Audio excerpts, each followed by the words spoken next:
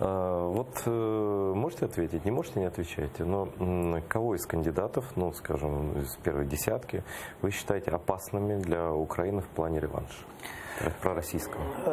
На жаль, я зараз бачу, що одним з найбільш таким вибором російським, напевно, є Зеленський, який, ну, мова не тільки про його некомпетентність як політика, що вже є небезпечно насправді в теперішній політичній ситуації, а мова, зокрема, йде про те, що він не розуміє важливості тих питань, яким я, наприклад, займаюся, гуманітарної політики.